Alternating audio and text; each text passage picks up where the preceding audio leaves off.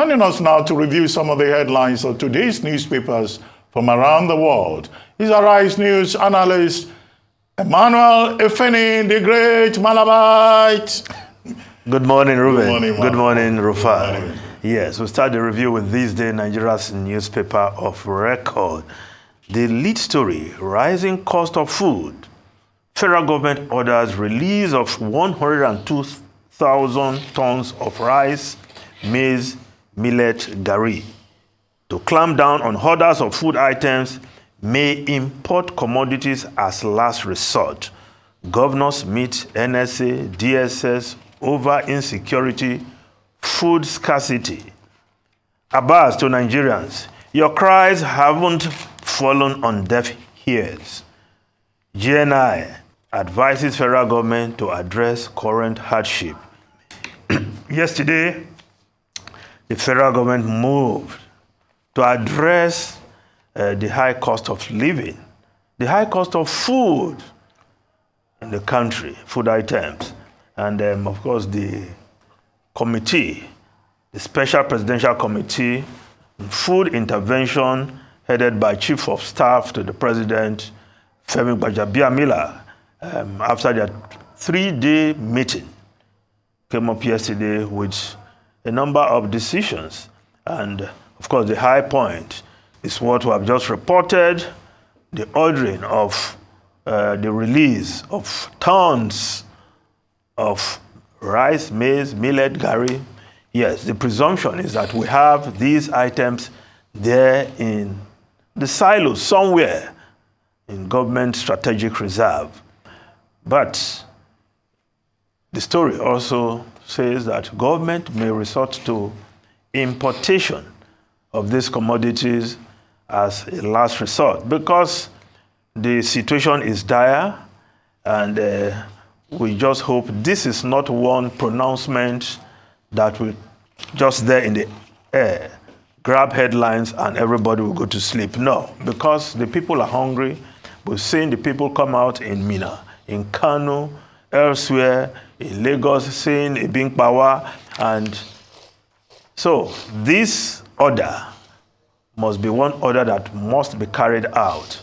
And if indeed we don't have enough in the strategic grain reserve, perhaps the government has left the option of importation open and they will resort to that.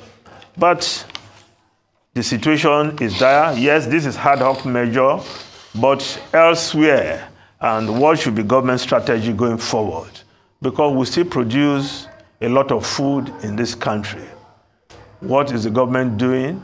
There must be some strategy to ensure that we don't have as much post-harvest waste as we have in this country.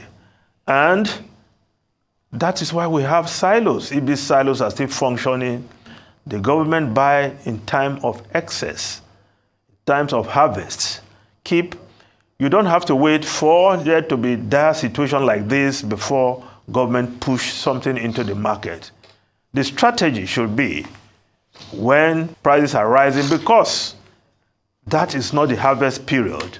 The government will push in this, whatever they have in strategic reserve, to force down the price, a kind of price control mechanism, not the kind of fixing of price Femi Falana has asked for, of course, in consonance with extant law.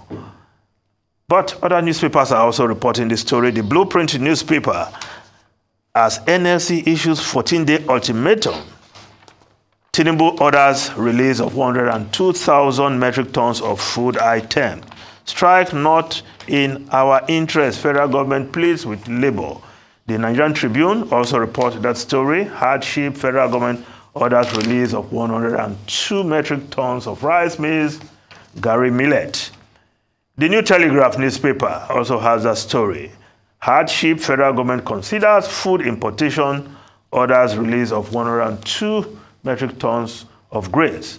Now, the Vanguard newspaper, education tears, hardship creating more indigent students as students attend classes hungry.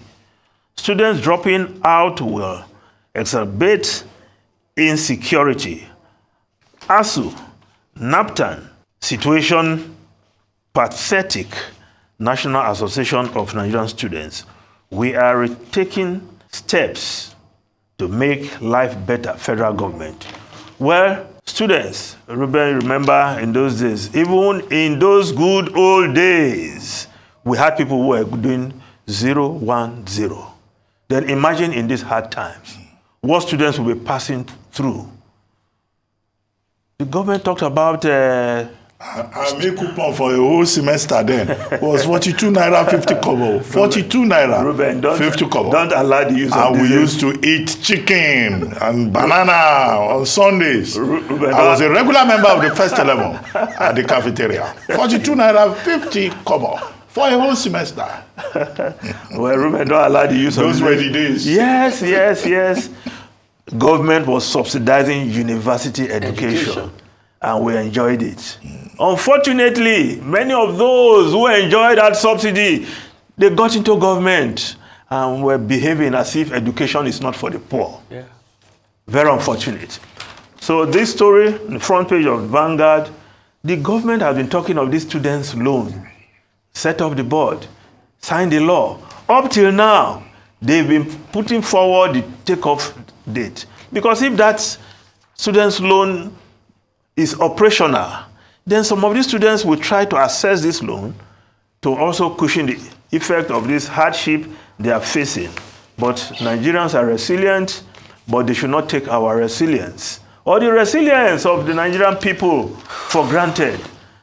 Government has to act, government is acting, and we want to believe that they will follow through so that we don't have a situation after all these lead stories everywhere, the Daily Trust also reporting. Then after all the lead stories, those who are supposed to act will go to sleep or they don't have any way forward. Now, the Daily Trust newspaper, imams, bishop to government, provide food, security to poor at grassroots, fresh protest in Kano, labor issue strike ultimatum, Niger government apologizes over arrest of protesting women.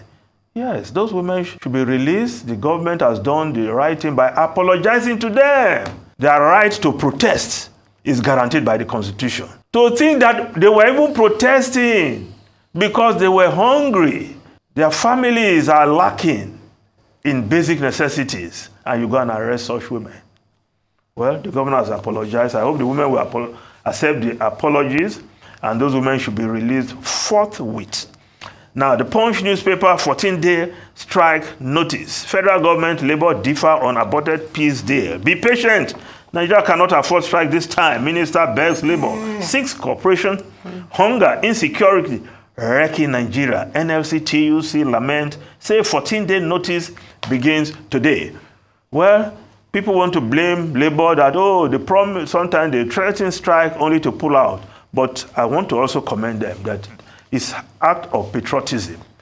That they listen to government when the president calls labor leaders and tell them, we'll do this, we'll do that, and they pull back from their strike. People should not vilify labor for that. Rather, it is the government that has not fulfilled its own side of the bargain that we should be addressing this morning. Because it's not enough to just list 14 items. We'll do this. Oh, CNG buses. Well, there are CNG buses in Ogun State. I don't know whether that is what the federal government is talking about. Now, the Guardian newspaper, reps to tighten defamation law amid Gbajabiamila's 3 billion naira COVID-19 fund allegation. So when there's an allegation, you go and tighten the law. Just clear your name. Well, I'm sure Nigerians will be watching what is happening at the House of Representatives. You don't tighten law because there was an allegation against the former Speaker of the House of Representatives, who is now the Chief of Staff to the President. And the next thing you think about is to tighten law. You clear your name, and of course, if there are people who have made false allegations, there are enough laws in our books sanctioned, persecute those who have made false allegations against any public officer. We have enough law. So this idea of thinking of how you clamp down on freedom of speech just because, oh, there's one allegation, supposedly a false allegation. No, that should not happen. Now, the Business Day newspaper, Nigeria plans new tax amnesty scheme for the wealthy. Yes, Nigeria will go after wealthy citizens evading tax yet again in a new amnesty scheme. So it's been argued that, well, and of course the FRS boss agrees that we don't need to increase tax, just widen the tax net so that all those who are evading tax are brought into the tax net and there will be more money for the government. Now, the foreign newspapers quickly. The Times of London. Starmer angers left with Labour's green reversal. Party slashes spending promise. Leader accused of experimenting with austerity. Then the Daily Telegraph newspaper. Biden can't remember when he was vice president. Fears over president's memory, as report says, he forgot this in office under Obama.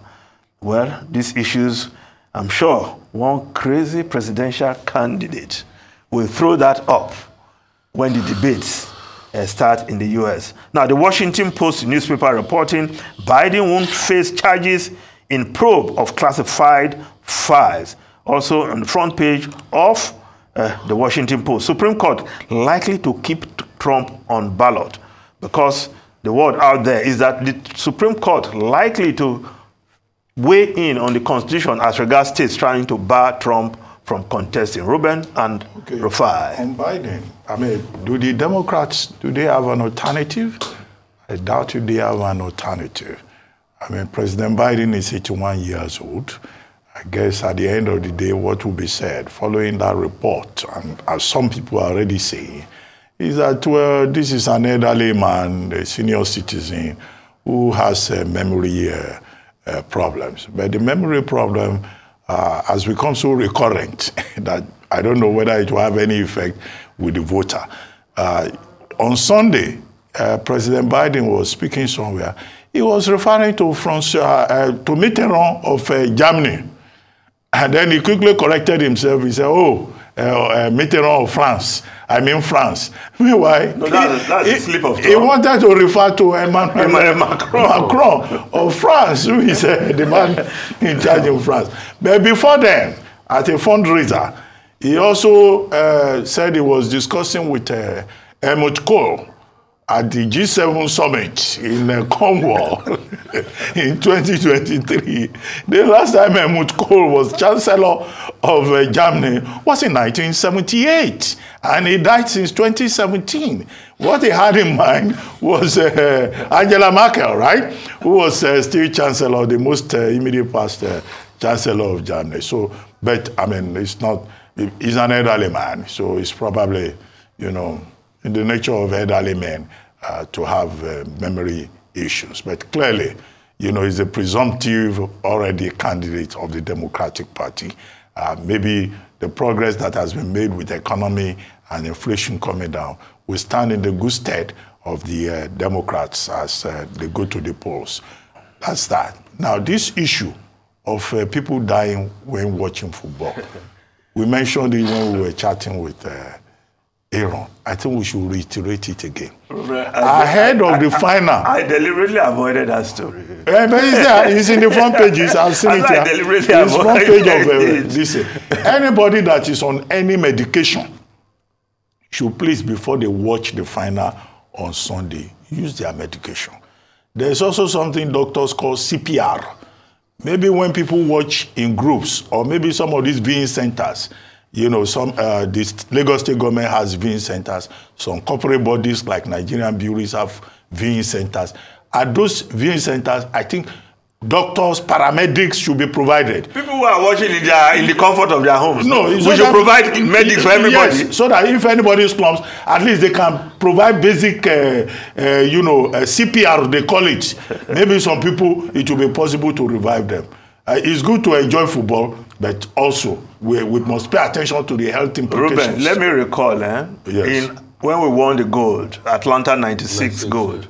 Some people started running naked on the streets. No, that's not even where I'm going. A prominent Warri boy. Yes. Right? died while celebrating.